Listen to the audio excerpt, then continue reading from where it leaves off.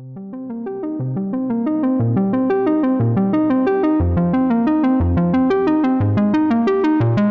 friends, welcome back. Let's talk about Ethereum. So I'm Outcrop, we're all Outcropticians together here on this channel. Thank you so much for liking and subscribing and all that jazz. I absolutely, genuinely do appreciate it. So all of it, all comments, everything, massively appreciated, and anything that helps the channel, massively appreciated. So the current price 134.65, right? And I thought I'd start off by kind of talking about how, well, nothing really has changed since yesterday's video.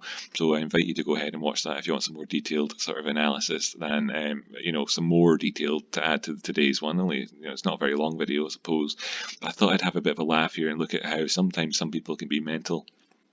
So over here on the Trading View Ideas thing, we've got this one about Ethereum, and I just thought it was kind of funny. March the 21st. Hi friends, this is a great opportunity to buy Ethereum. Buy 135, 136 stop loss. Target 127, profit 148 profit, right? Please follow me to support me. I like your posts, so I hope you make a lot of profit. And I like your posts, so I hope.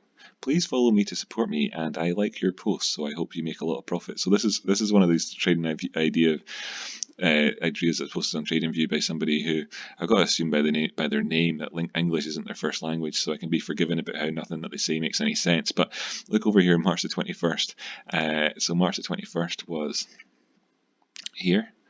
And they said great buying opportunity with a target up here at 148. 148. So as you can see, since the 21st, the prices haven't gone to 148, and a stop loss at 127. Well, it very much went below to 127, and just how incredibly wrong he was. So he was on the 21st of March. He said that prices actually dropped 15% after he said it. That's not even true. They dropped further. They dropped. Yeah, well, 15.5%, 16%, something like that, since he said it. He was completely and absolutely wrong. But let's go check out his reasoning for it, shall we?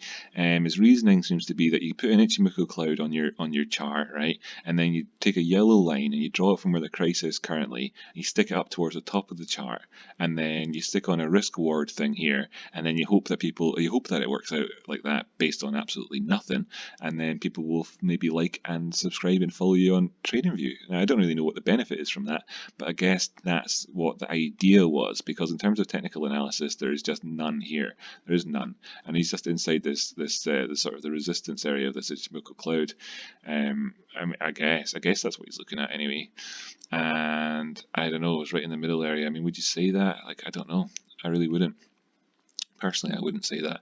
I wouldn't have said it at the time. In fact, I think our advice at the time, right, like in comparison, was this is a profit-taking line at the top.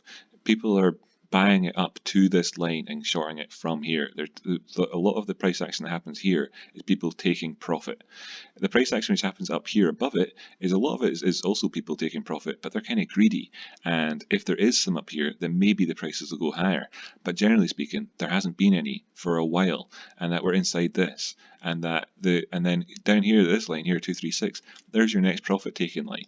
And you can play this as many times as you like and get a happy 4.5%, 5% move, depending on just your own tolerance there. So you go right exactly to the line, and you're taking it from you just kind of logged in and saw that it was above the line as it has been 3 or 4 times from there. You could go for 6% or whatever. You could do that, a handful of times and be relatively low risk. Now, I'm not a financial advisor. None of this is financial advice, but this is the opposite of financial advice. That's financial destitution. That's what you've got there.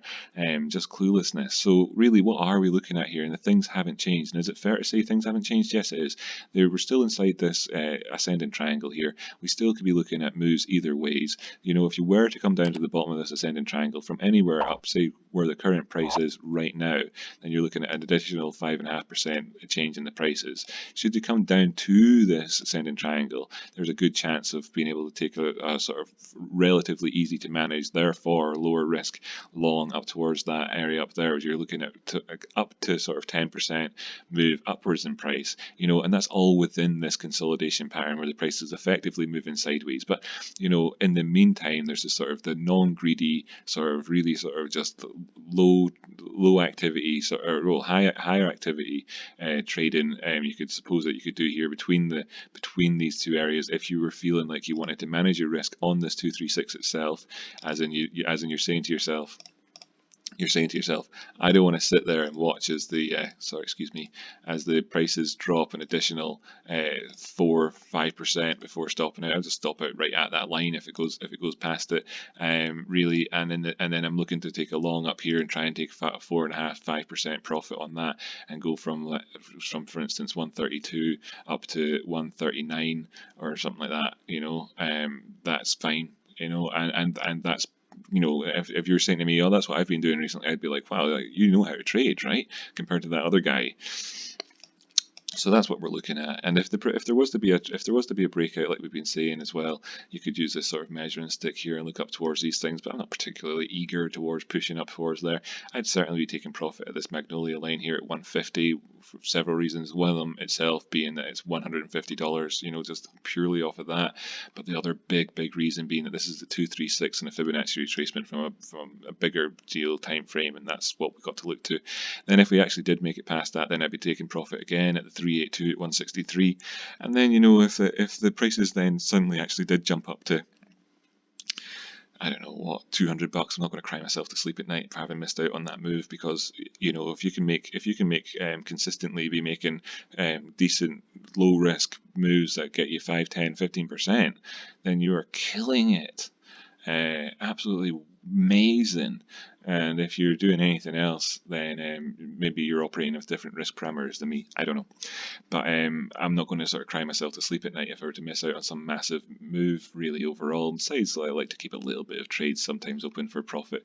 Whatevs, who gives a F? No one really. So what's really happened over here over the last, well, nothing since yesterday.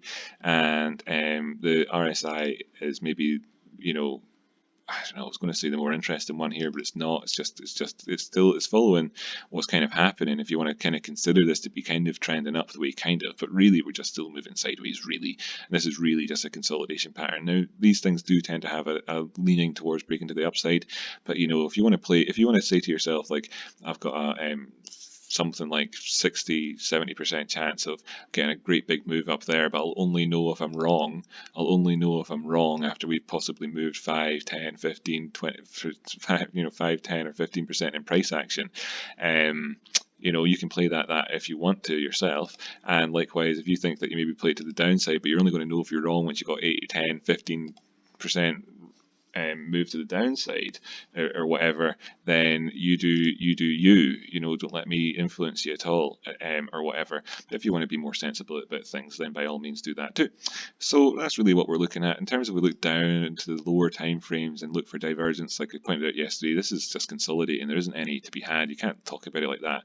If you look for like how these things are shaping up, well, they're not really. I mean, the trend is below 20 at strength. There isn't a strength of a trend, and that makes perfect sense because we're consolidating. The red is moving up towards the blue, but sure, you would think so when the price action over the last wee while has been somewhat kind of droopy.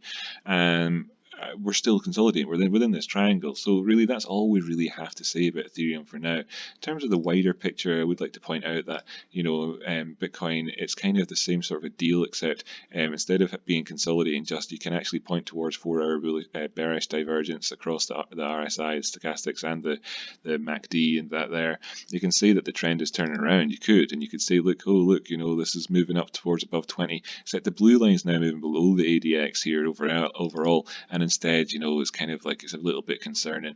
And in terms of the wider world, you've got the SPY over here, but this is all fake money that's pushing this into happen. And in terms of the wider world, you can see what I was just looking at there on the Bitcoin video. And you can just sort of kind of remember before you get too carried away with anything. Now, this is a UK news website, so I don't know what's saying in America. I imagine it's probably, ground zero is a bit worse, but hell at New York's ground zero. City never falls asleep is silent. Can you imagine New York being silent? I'm walking up and down Edinburgh and I'm going, wow, this is amazing. I've been in New York before. It gives you culture shock. You get actual physical body shock feeling when you're there in this massive city with millions of people all around everywhere. The idea of New York being silent, of this, what's the picture like? It's probably pretty remarkable. The idea of this sort of a thing is crazy. Coronavirus, what are the populations? Oh, who cares about that? Anyway, nightmare, 9/11, nothing compared to this. 9/11's nothing compared. Can you imagine that? Can you imagine what it takes for an American to actually say that? You know. And anyway,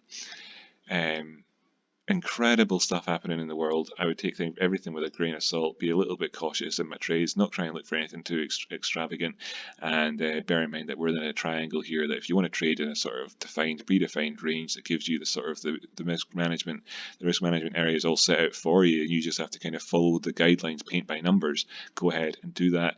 Otherwise, and I'm not a financial advisor, none of this financial advice, otherwise, you could be looking at a breakout, and if a breakout did happen, 139, 106, you could get a $30 move in either direction if that's what you want to look for. All the best. I'll see you in the next video.